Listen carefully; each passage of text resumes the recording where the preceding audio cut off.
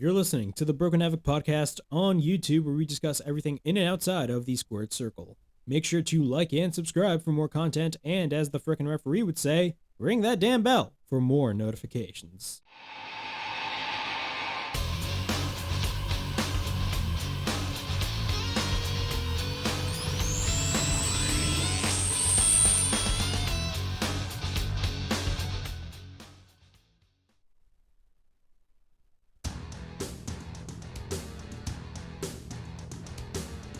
What's up, everybody? It is Broken Havoc here, right here on the Broken Havoc podcast, here to review AEW Dynamite from April 27th, 2022.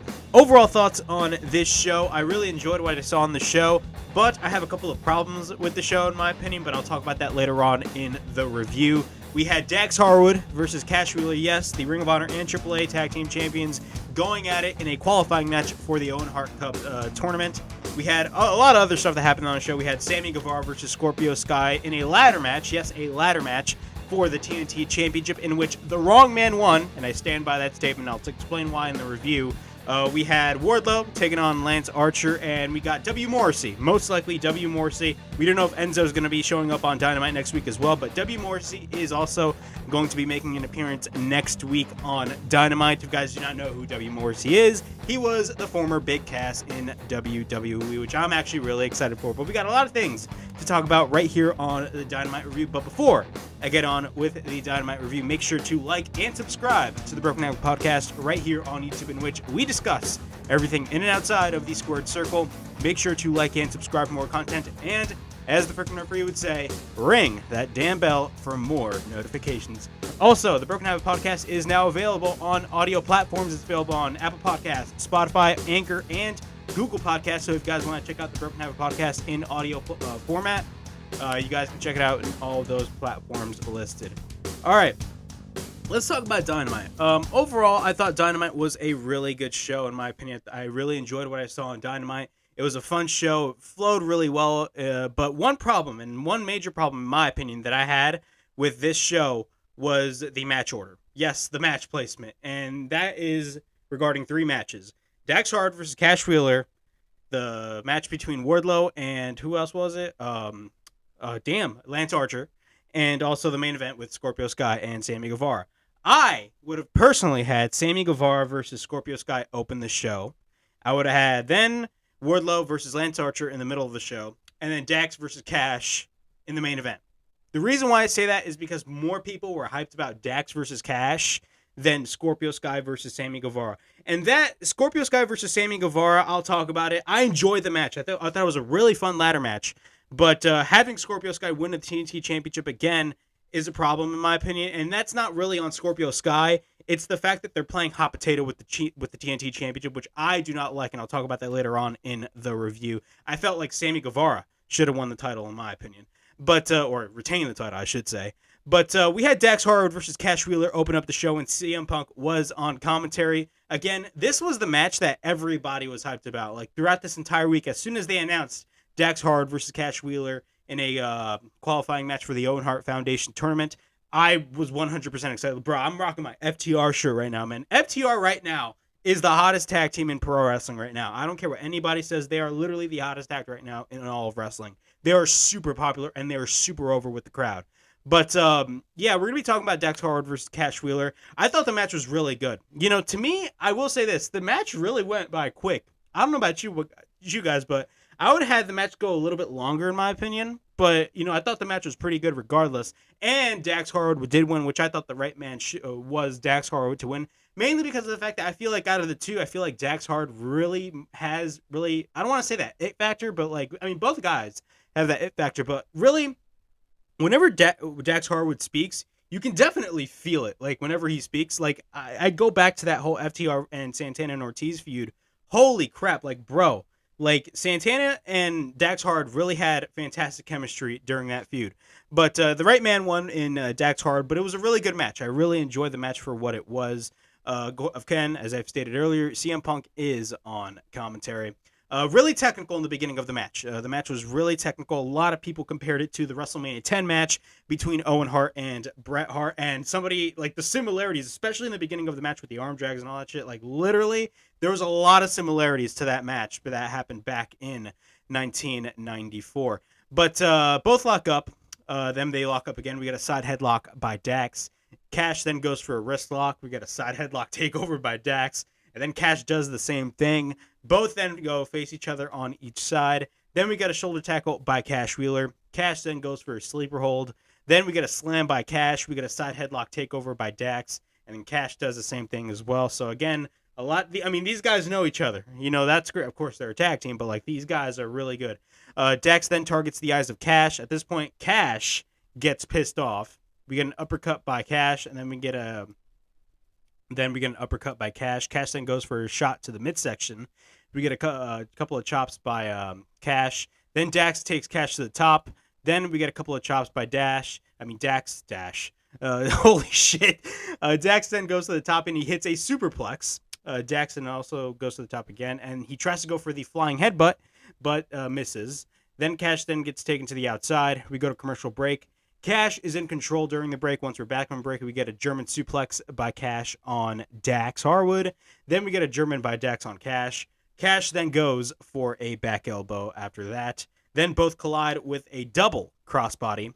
Then we get an uppercut by Dax, and then we get another uppercut by Cash Wheeler. Both then exchange uppercuts and forearms. Dax then he tries to go for the Dusty Rhodes punches. We get a takedown by Cash. Cash then tries to roll him up, but then Dax reverses it, and we get a near fall. Dax again tries to go for the roll up, but we get a near fall. Dax then tries to hit the slingshot powerbomb, but then Cash reverses it into a roll up, but we get a near fall after that. Then Dax catches Cash and finally hits the slingshot Liger bomb. Then Dax runs into a boot by Cash. Cash then is up on Dax's shoulders. We got a roll up and a near fall, but then Cash proceeds to hit a pile driver. We get a cover and a near fall. Then Cash goes to the top, but then Dax comes back and goes to the top rope. Cash then escapes. He knocks Dax Harwood down onto the top turnbuckle. Then Dax goes back to the top, same as Cash. Then Cash tries to go for the backdrop off the top, but then Dax lands on Cash. So when he tried to go for that side slam, backdrop, whatever you like to call it, Dax actually landed on Cash, so that was a nice counter right there. We get a cover by Dax and a near fall. Cash then catches Dax with a crossbody. Both fall to the outside. At this point, the referee is counting, but then both proceed to get in the ring. Then Dax tries to apply the sharpshooter. Cash then goes for an inside cradle, but then Dax counters with an inside cradle of his own. 1, 2, 3. Dax Harwood advances, and he's officially part of the Owen Hart Foundation tournament. Overall, this is a great opening match. Again, I thought the match went really fast. It flowed really fast. I wish the match could have been a little longer, but overall, this was a fantastic match. I enjoyed the match for what it was. This match absolutely delivered. One gripe that I have is that I honestly wish, because of all the hype around it, I honestly wish that this match was the main event, in my opinion. Will I say that this topped their matches with the Briscoes and the Young Bucks? No. Because I remember I tweeted out before this match, watch Dax and Cash top themselves after this match. I mean, they didn't top themselves, but overall, this was a great match for what it was. I absolutely enjoyed the match. It was a great match. But again, surrounding all the hype around it, I would have had this match be in the main event and literally have like video packages between the two, like just during the entire show, and then build up to this match. In my opinion, I felt like out of the ladder match and this match was more hyped than the ladder match. I would have had the ladder match go on first. That's my opinion. But after that, we finally got the announcement that CM Punk versus Hangman Page is official. Yes, it is official. CM Punk will face Hangman Page for the AEW World Championship in Las Vegas at the T-Mobile Arena at Double or Nothing. I'm 100% excited. This match was definitely hyped. This match was definitely teased throughout the past couple of weeks. Ever since CM Punk did that gesture, I believe it was in a match against Dax Harwood, correct me if I'm wrong. But overall, man, I'm 100% excited, and I genuinely believe this is the match that CM Punk is going to be winning the World Championship, which will then lead to MJF eventually taking the World Championship off of CM Punk, which, again, is long-term storytelling. But overall, I'm really excited. CM Punk then cuts a promo and says that he talks about how ever since he got to AEW, since the beginning, when he stepped into the locker room for the first time, he was surrounded with a lot of talent. He asked himself a question, if he can still do this. he can stand here in Philly and say that he can still do this. And he talks about how he's a fan of Hangman Page, and he can't promise to win, but he can promise that he will give it all 110%. I believe that's what he said. Then he says that he's never been a gambling man, but he would always bet on himself. And Hangman will know that he will fight CM Punk, and he will keep fighting. So that's basically a summary of the promo that he cut. Overall, man, again, man, CM Punk, Double or Nothing, that is literally 100%. That is literally the match that is gonna have CM Punk win the World Championship. I definitely believe that is going to be the case, mainly because of the fact that they've been slowly building up CM Punk ever since he came to AEW. Feuded with Eddie Kingston, he feuded with MJF. He had that really long feud with MJF, in my opinion. And honestly, CM Punk winning the World Championship makes total sense, in my opinion. But overall, this is definitely, I'm really excited for this match. We have the Blackpool Combat Club versus QT Marshall, Nick Comoroto, and Aaron Solo. So literally, throughout these past couple weeks on Dynamite, of course, we had those fantastic matches with Wheeler Yuta against Bryan Danielson, and that fantastic match with Wheeler Yuta and Jon Moxley, which, bro, made Wheeler Yuta a star. And dude, Wheeler Yuta is now a made man, and he's now part of the BCC. But we got the Blackpool Combat Club versus QT Marshall, Nick Comoroto, and Aaron Solo. This was a great match. Of course, the Blackpool Combat Club went over. I mean, why not? It made total sense for them to go over. They're literally giving out like random opponents for the BCC to just like absolutely take out. But the BCC go for the immediate attack. Mox works on Comoroto. We get a kick by Moxley, or a couple of kicks by Moxley on Comoroto. We get a shoulder tackle by Comoroto. Then Solo tags in. We get a forearm by Mox on Solo. Then Mox throws Solo to the mat. Mox goes for repeated rights on Solo. We get a side slam by Moxley. We get a cover and a near fall. Yuta then makes the tag. And, bro, when I say Yuta got a pop, bro, he got a pop when he made his entrance. I believe they were in Philadelphia, and Philadelphia is Wheeler Yuta's hometown. Bro, Wheeler Yuta was over. Not only in the match, but like ever since he made his entrance, he was absolutely over. But Yuta tags in. He works on Solo. We got a bunch of Yuta chants. And then we get an arm drag and a drop kick by Yuta. We get a cover and a near fall. Then Nick Comoroto tags in. We get a drop kick by Nick Comoroto. Comoroto then goes for a back body drop once we're back from commercial break. QT Marshall, the guy that everybody hates, tags in. He sends Yuta to the outside, but then Yuta comes back and hits a German. At this point, the first hot tag is made, and yes, that was a hot tag. We get an uppercut by Danielson on Solo. We get a couple of chops and kicks in the corner by Danielson on Solo. We get repeated kicks by Danielson into the corner. Danielson then immediately goes for a tope suicida. Then we get a right hand on Solo in the ring. Danielson then goes to the top and then hits a shotgun drop kick. Then we get a bunch of yes kicks by Bryan onto the chest of Aaron Solo. We get a roll up by Solo, but then gets caught into the label lock. But then QT comes in, and as soon as QT came in, Mox hits the half and half on QT, and then Mox and Danielson double team in each corner. Then Danielson goes to the top, Solo as well. Solo then pushes Bryan down, and then gets caught falling into a kick by Danielson. And then another hot tag is made. Yuta then works on Comoroto. Comoroto then throws Yuta across multiple times. He proceeds to pick up Yuta, but then Yuta counters into a guillotine. Then Comoroto picks him up, but then Yuta counters again into a sleeper hold attempt. And then we get a bunch of elbows by Yuta. We get repeated elbows by Yuta after that. And then Solo and QT come in, but then Danielson and Bryan apply their specific moves. And then both take out everybody of the BCC take out all of their opponents all at once, just like they have the last time. And what happens? The BCC win. Overall, this was a great match. Absolutely enjoyed it. I love the fact that they're putting random opponents like Nick Comoroto and QT Marshall against the BCC to kind of like soften. I don't want to say soften them up, but like really put over the Blackpool Combat Club and really build them up as like this unstoppable trio that they're having right here. But overall, man, this was absolutely fantastic, man. Wheeler Yuta was absolutely fucking over in Philadelphia, man. Like, Philadelphia is one of those wrestling cities that like really just 100% just like will cheer you if they like you, but will boo you if they absolutely hate you. And honestly, man, Yuta, I mean, this was his hometown, of course, but like again, like this was like your typical Philadelphia crowd. The Philadelphia crowd absolutely loves Wheeler Yuta, and Wheeler Yuta everywhere he goes is 100% over. Ever since those two matches that he had with Jon Moxley and Bryan Danielson, absolutely, man, Yuta is a made man, and I will continue to be saying that, man. If you say AEW does not make new stars, you are absolutely lying to yourself. I'm sorry. All right. Tony Schiavone interviews Tony Storm and Jamie Hayter. Ruby Soho basically comes in, but then Britt Baker does not want physicality. So yeah, Ruby Soho is finally back. I haven't seen Ruby Soho for the past, like, how many freaking weeks on Dynamite? I don't know why. But we got a backstage interview with Jurassic Express. Jungle Boy last week was not happy that he lost, which he faced Kyle O'Reilly last week in a qualifier for the Owen Hart tournament, which Jungle Boy losing was actually really, really weird to me. I'm not going to lie. Like, I actually expected Jungle Boy to win the match and Kyle O'Reilly to lose, but Kyle O'Reilly is actually going to be part of the tournament. That's going to be really weird. But Jungle Boy's not happy that he lost. Christian Cage, and this is where, like, heel Christian Cage comes into play. Christian Cage, calls him a loser, like, literally, and the crowd was like, oh shit. And the crowd, like, I'm not gonna lie, man, that was very heelish words by Christian Cage, but says that it was a teachable moment last week and said that they can right the wrong. Then Will Hobbs, or Powerhouse Hobbs I should say, and Ricky Starks come in and they challenge Jurassic Express to a match. So yeah, man, do I think, I feel like the time for Christian Cage to turn, I genuinely believe it's going to be as soon as, Jurassic Express lose the AEW World Tag Team Championship, because you all know what's happening. I feel like, their title run has been overlooked, especially now with the popularity of FTR, and I feel like right now, those AEW Tag Team Championships need to go to FTR.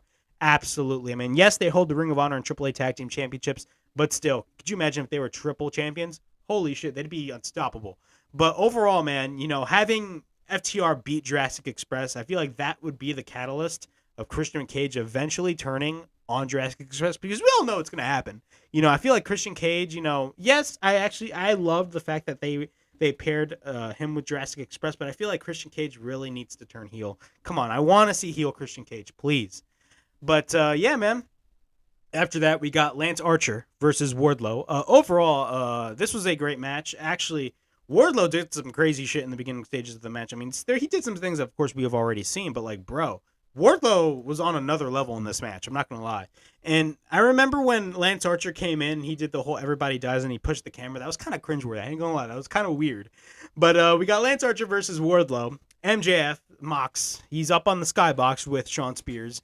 And MJF is mocking the women of Philadelphia, of course, because he's MJF and he's a douchebag heel. Wardlow comes out with no music, just like last week in his match against the Butcher. Archer then goes for a running cannonball on Wardlow outside from the start. So he goes for a running cannonball. Wardlow hits a Hurricane Rana out of nowhere. And then Wardlow with a couple of spears in the midsection on, not in the center of the ring, but like on the ropes. Picks up Archer. He basically hits an Alabama slam. Then Archer escapes the powerbomb attempt. He grabs the throat of Wardlow. Then both go for a double clothesline. Both then exchange elbows. We get a forearm by Archer. We get a couple of shots to the back of Wardlow. Archer then goes to the top. He hits a moonsault in front of from the middle rope, I should say. And then after that, he hits a choke slam. We got a cover into near fall. He takes Wardlow to the top for the blackout, and then he actually hits the blackout, which is really weird. We get a cover into near fall. We get a roll up by Wardlow, and we get a near fall. Archer then takes Wardlow to the top. Wardlow then proceeds to fight back. Archer then goes for a right hand. Wardlow then goes for a series of headbutts. Then Archer then gets taken down. Wardlow then proceeds to hit a beautiful, and I mean a beautiful senton. We get a cover and a near fall. Wardlow then hits the Powerbomb Symphony, and he hits 4 powerbombs. I actually predicted that he was going to hit 4 powerbombs, and he did. And we get a cover, and Wardlow wins the match. I love the way that they're building Wardlow, especially these past couple weeks. 100% we're going to be seeing a match between MJF and Wardlow at Double or Nothing. I remember when this, again, I've stated this on previous Dynamite reviews. I remember when this feud started, I thought that this match was going to be like on a special episode of Dynamite, but no, it's actually not going to be the case. It's actually most likely going to be happening at Double or Nothing, and it should happen at Double or Nothing, mainly because of the fact that, I mean, they're really building, the build for this has been absolutely amazing. I don't care what anybody says.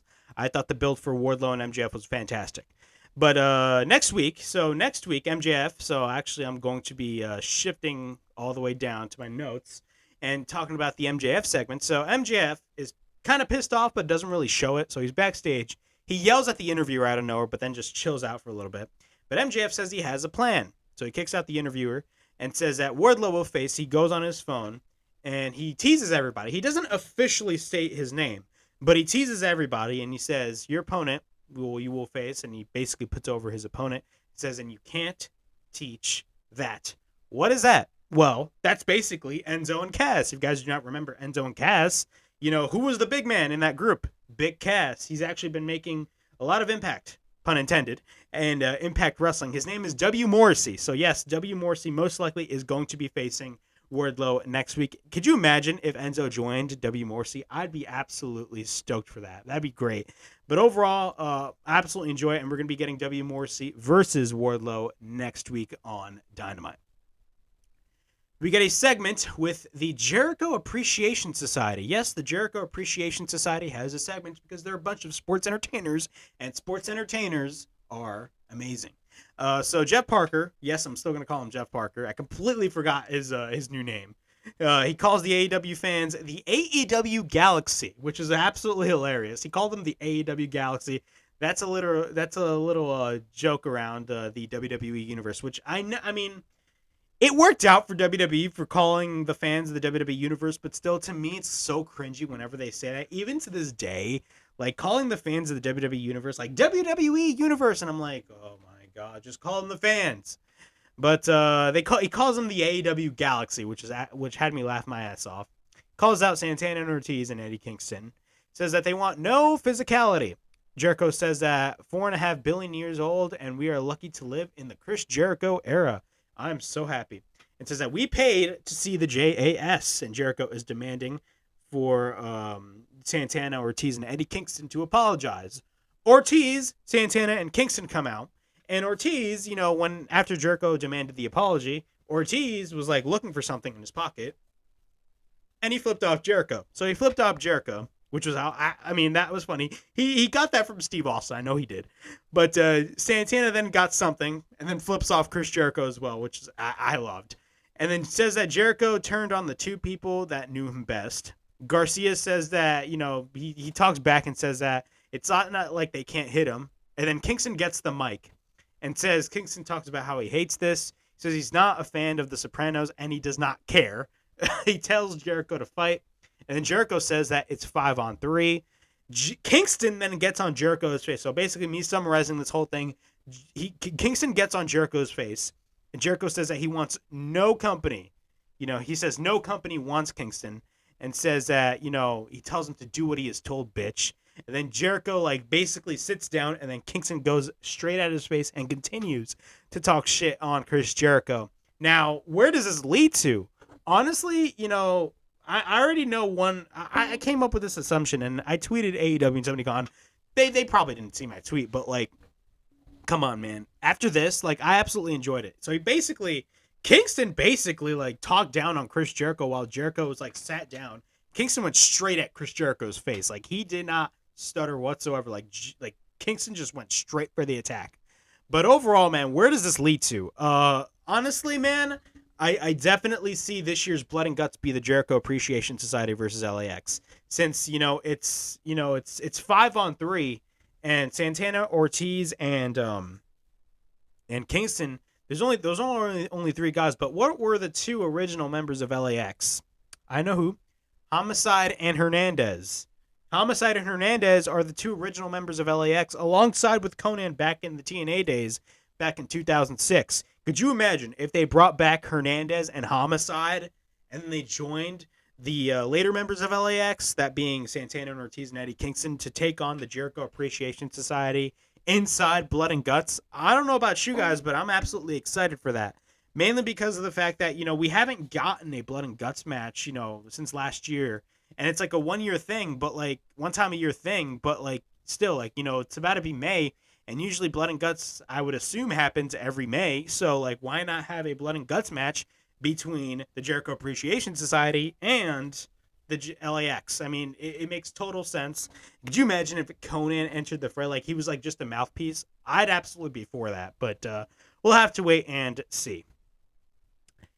We got a Philadelphia street fight between Hikaru Shida versus Serena Deeb. This is the 5th time that they have been wrestling, which... I don't want to say that I'm tired of this because, the feud has not been bad, but, I'm just kind of tired and I want to see something new. And honestly, after Thunder Rosa, because they showed Thunder Rosa watching this match, I hope that the next match is going to be Serena Deeb versus Thunder Rosa. Because I think that match alone, I mean, like, not even the match. I mean, I feel like that can be a really good program in my view.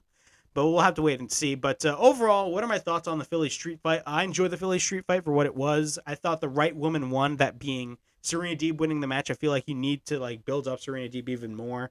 And honestly, to be quite honest, I mean, like 100%. I mean, Thunder Rosa's feud started off kind of like rocky in my opinion. I thought having Nyla Rose as the first opponent for Thunder Rosa was just not good at all in my opinion. I thought the match was fine at Blood and Guts, Battle of the Belts, but again, really, from that first segment in which Thunder Rosa was about to speak, and then all of a sudden, like, Vicky Guerrero interrupted her. I'm like, bro, we're off to the shitty start. Like, literally, what they should have done was have Thunder Rosa cut that heartfelt promo that she did the week after as her first promo after winning the AEW Women's Title, and then the next week have Vicky Guerrero interrupt her. That's what they should have done, but they didn't do that. But, Serena Deeb did go over in this match. We got a shoulder tackle by Shida. We get repeated rights by Shida. Deeb then fires back. She runs into a boot by Shida. Shida then misses a missile dropkick. Shida then grabs a chair, but then Serena Deeb escapes. Deeb then gets taken to the top. Shida with a couple of shots to the back of Deeb. We got a running knee strike onto the ribs of Deeb. Shida is on the apron. She tries to hit the knee on Deeb on the outside, but then Deeb blocks it with a chair. Deeb then picks up Shida and drops her on the chair. Once we're back from commercial break, Deeb is in control. Deeb then wants to go for the knee breaker, but gets hit face first onto the chair by Hikaru Shida after that. Deeb is on the outside. She throws powder on Hikaru Shida's face. Then Deeb hits Shida repeatedly with the kendo stick. She tries to go for the deep tox, but then Shida hits a backdrop. Then Shida is blind and tries to hit the kendo stick on Deeb, but then Deeb escapes. Shida then misses a missile dropkick on Deeb onto the outside. Hits the kendo stick on Serena Deeb after that. Shida then tries to go for the katana, but then lands onto the chair. Deeb then puts the chair onto the knee of Hikaru Shida, but Hikaru Shida proceeds to escape. She hits the chair on Deeb, who is on the top. Shida then goes for the Falcon Arrow on Deeb from the top. We get a cover and a near fall. She hits the kendo stick on Shida. And then Shida then chokes Deeb with the stick. We get a roll up by Deeb and a near fall. Then Shida goes for a shot of the kendo stick on Serena Deeb. She sets up a chair. Deeb then hits the thumb to the eye of Shida.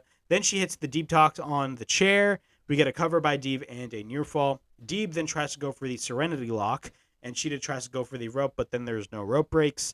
Then she applies the Texas Cloverleaf, and then what happens? Hikaru Shida taps out, and Serena Deeb wins the match. And after that, it shows the AEW Women's Champion Thunder Rosa watching from backstage. So overall thoughts on this match, I thought it was a pretty fun little match. I enjoyed it for what it was. And to be honest, the right woman won. I thought Serena Deeb winning this match definitely is setting the stage for a future match, hopefully at Double or Nothing, between Serena Deeb and Thunder Rosa. I feel like those two women will absolutely tear the house down, in my view.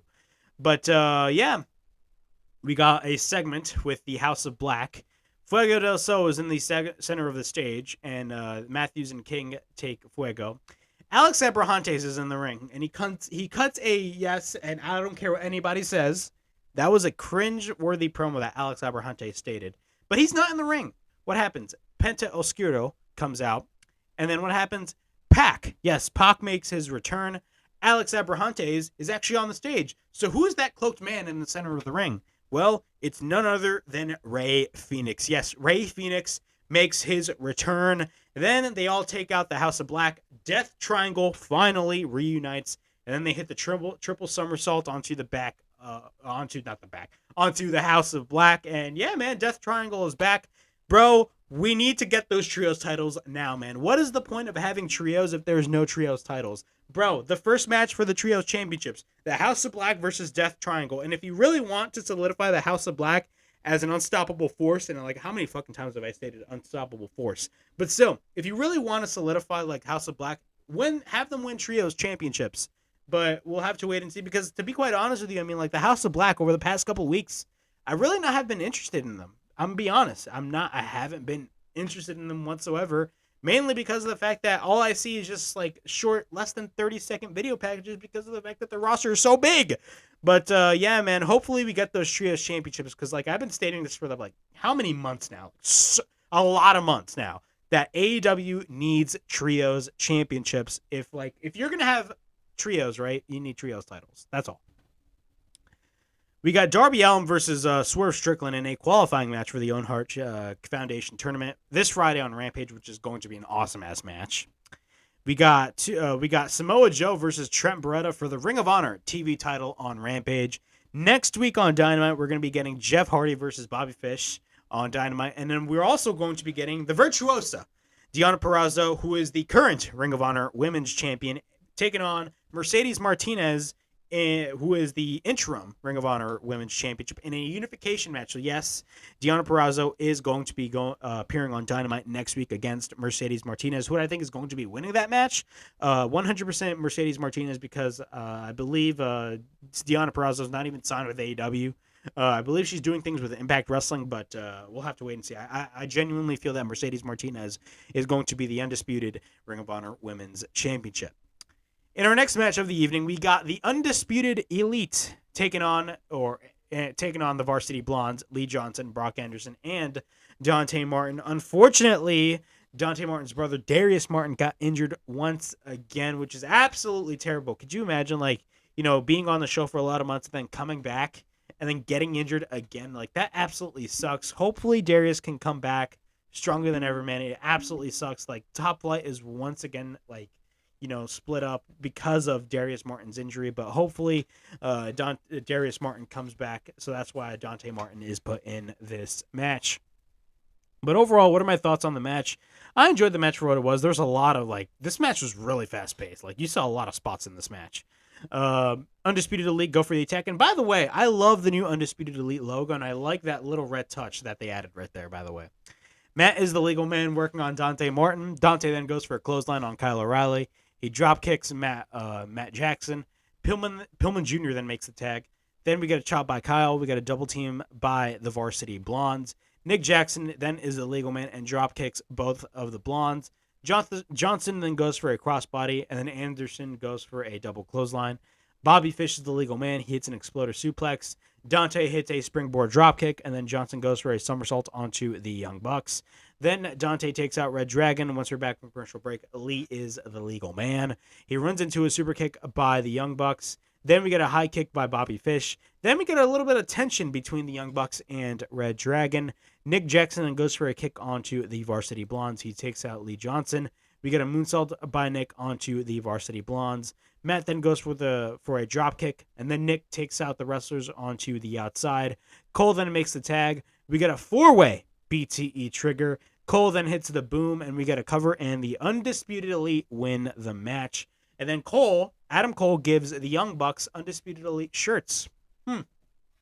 Overall, man, again, man, I definitely do see something happening, at Forbidden Door because, there's, I think things will be interesting leading up to the build of Forbidden Door because, we got Undisputed Elite and we got Bullet Club. I mean, who knows? I mean, things are really, really going to get interesting once Kenny Omega comes back, but we'll have to wait and see. 2.0 and the Jericho Appreciation Society attack Santana and Ortiz and Andy Kingston. And then what happens? Jericho hits a freaking fireball onto the face of Eddie Kingston. So, bro, that is the second time I've ever seen a fireball being hit on somebody's face. I believe the last time I saw a guy get hit with the fireball was back in 2010 when James Storm hit a freaking fireball on Jeff Hardy. If you guys do not remember that. But, yeah, we got our main event with Sammy Guevara defending his newly won TNT Championship against Scorpio Sky. All right, I'm going to get down to business with this match. But before I get on with the business that I have with this match, I'm going to talk about what happens in the match because I thought the match was pretty entertaining. Both fight it out from the start. Sky then throws Sammy onto the guardrail. He sends Sammy against the guardrail. Sky then takes the ladder from the stage. Sammy then misses a dropkick and lands on the ladder, so he basically tried to pull a Jeff Hardy in 2002, basically. Sky then takes the ladder and sends it to the ring. Sammy then counters a suplex attempt on the ramp and hits a German suplex on Sky. He sends Sky into the guardrail. Sammy then takes the ladder, and then Sammy climbs the ladder. Sky then comes in. Sammy then goes for a double leg takedown, but then Sky lands on the ladder and climbs up and gets taken down. Sammy then goes to the top. Sammy then hits somewhat of a Phoenix splash on Sky, but he actually missed, which was really bad. But I'm not gonna lie though, that looked really dope. It looked dope, but he missed. But once we're back from commercial break, Sky then climbs the ladder. Sammy then tries to do a cutter, just like he did on Cody, but then Sky counters and hits a cutter of his own. So basically, if you guys do not recall, in Cody Rhodes' last match in the WWE, in AEW, basically Cody Rhodes was climbing a ladder in the center of the ring, and then there was a ladder set up in the corner of the ring. And then Sammy Guevara actually hit a cutter from jumping from one ladder to the other and actually hitting a cutter on Cody Rhodes. He tried to do that same move on Scorpio Sky, but it backfired, and Scorpio Sky actually studied Sammy Guevara's moves and actually hit a cutter of his own, which actually, I ain't gonna lie, that looked awesome. Sky then takes out a barbed wire ladder, and of course, it is Philadelphia, and we get a bunch of ECW chants. And then Sky picks up Sammy. Sammy then escapes. He hits a Spanish fly onto the barbed wire ladder. Sammy then grabs Dan Lambert. Ty Conti then comes in and low blows the living shit out of Dan Lambert, which sucks. And so he low blows the hell out of Dan Lambert. Paige Van Zant comes in with her, and then her and Ty Conti brawl. Sky and Sammy brawl. Then the heels gain the advantage with a couple of pump kicks. Then Ty and Sammy make out in the center of the ring as they usually do, pissing off the crowd. Sammy and Ty then take the barbed wire ladder into the ring. Sky then immediately hits a flatliner, and then Sky sets up the ladder. He climbs the ladder, and then Ty Conti comes up behind Scorpio Sky. Sammy then climbs. Then Paige Van Zant is actually behind Sammy Guevara, and then both women brawl. Both knock each other down with a couple of roundhouse kicks. Sammy then fights off Sky. Sammy then flips off Sky, but then Sky bites the finger, and then Sky gets knocked down. Sammy is this close to getting the championship, and this is where I actually thought he was going to win. Sky then takes Sammy down to the ladder. Sky climbs back up. Sammy comes back, but then Sammy gets taken down once again. What happens? Scorpio Sky grabs the TNT Championship, and he is the new TNT Champion. All right.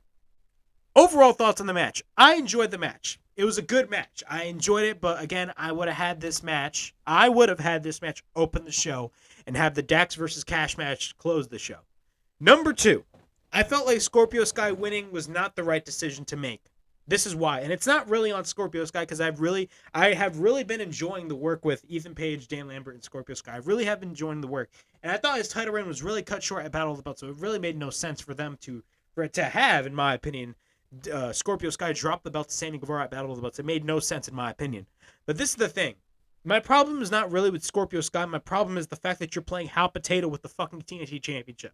Like, we saw a title change in the span of 2 weeks. Like, that makes absolutely no sense. What is this, WWE? Like, we can't do stuff like that. The reason why I say that is because of the fact that, like, bro, you're just passing around the championship.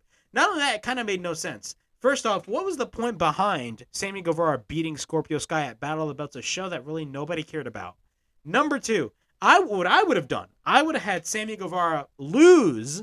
I would have had him lose the match between Scorpio Sky, and basically on Dynamite, have him cut a promo on like how, like, you know, the fans turned on him and they were the reason why he lost the match against Scorpio Sky, which would lead to a ladder match between the two and actually have Sammy Guevara win the TNT Championship, and then basically have Sammy Guevara be shoved down our throats because that is what a heel does.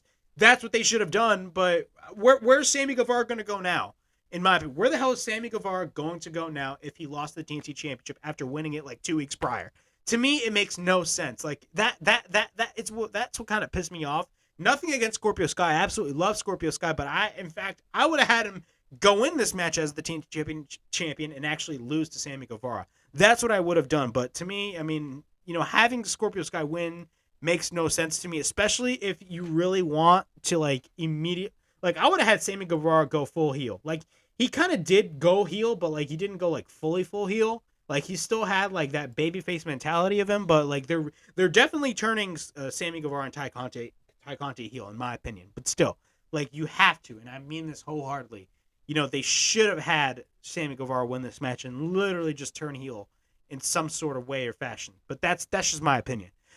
But yeah, that was my Dynamite review. Overall, I enjoyed the show for what it was. It was a good show. I'm really excited for the future. I mean, there's a lot. Like, the month of May and June is going to be absolutely huge for AEW. We got Double or Nothing in May, but we also got the Forbidden Door pay-per-view happening in June at the United Center, which is going to be absolutely insane. So we got a lot of things excited for in the side of AEW. But yeah, that was my Dynamite review from April 27th, 2022. Overall, I enjoyed the show for what it was.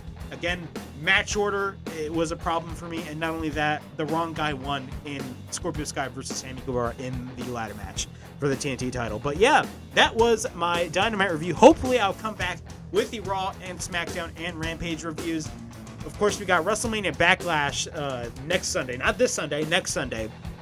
And I'm going to be giving you guys my predictions. I don't know if I'm going to be coming back with New Shock. I'm definitely going to be coming back with New Shock, but I just do not know when. And especially Old School Showcase. Bro, I haven't even done an Old School Showcase episode for like the past like 10, 20 weeks. Okay, I'm over-exaggerating there, but like I haven't done an Old School Showcase for a while, so hopefully I can come back with the full schedule because right now I'm extremely busy.